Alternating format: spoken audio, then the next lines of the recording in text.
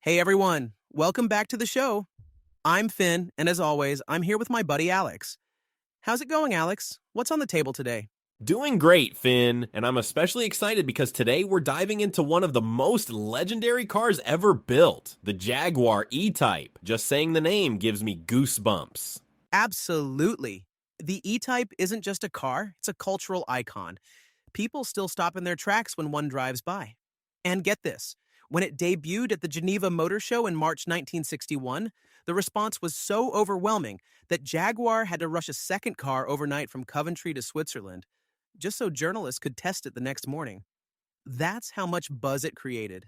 That story is classic Jaguar, and the car lived up to the hype. Designed by Malcolm Sayer, who wasn't even a car stylist but an aerodynamicist from the aviation industry. The E-Type combined mathematics, aerodynamics, and beauty in a way the world hadn't seen before. It was science and art fused on four wheels.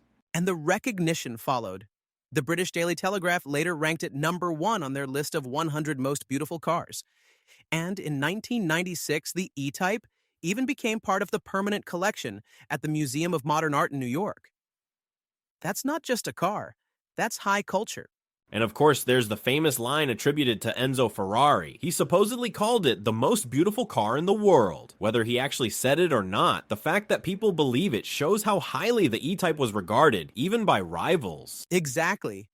And it wasn't just pretty, it was fast. Back in 1961, the E-Type could reach around 150 miles per hour. That was jaw-dropping performance for the early 60s, especially at its price point.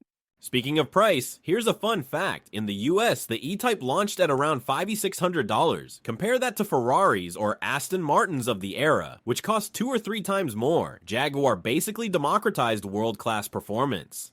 And today, those very same cars are collector's gold. While standard models often go for hundreds of thousands, rare versions like the lightweight E-Type have fetched upwards of $7 million at auction. Not a bad return on investment. Not bad at all, but let's not forget the technology. Independent rear suspension, disc brakes all around, and a monocoque body structure that made it lighter and more rigid. Jaguar was ahead of the curve. Yes, those disc brakes are key. Jaguar had already experimented with them at Le Mans in the 1950s, and on the E-Type they came standard, giving everyday drivers race-level stopping power. Imagine how futuristic that felt in 1961. And speaking of racing, the E-Type wasn't just for show. In 1962, Briggs Cunningham's team raced at the 24 Hours of Le Mans, and one of their E-Types finished 4th overall, right behind Ferraris and first in the GT class. That proved the car had serious motorsport credibility. It's that mix I love. You could drive it to the grocery store during the week and see it competing at Le Mans on the weekend.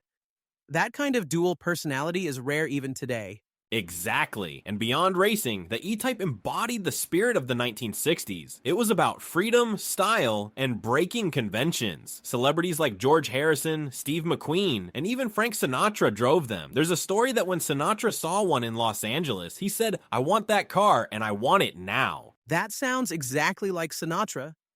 And of course, the E-Type never left pop culture.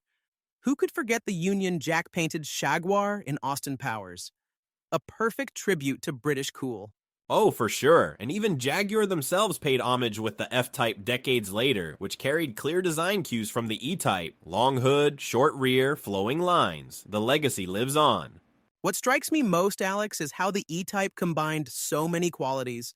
Revolutionary design, accessible price, top-tier performance, cultural cachet, and racing success.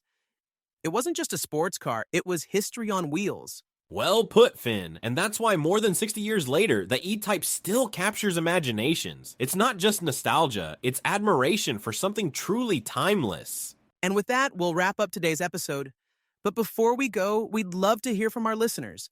Have you ever seen an E-Type in person? Do you have a favorite memory or story about it? Share it with us, and we might feature it on a future episode.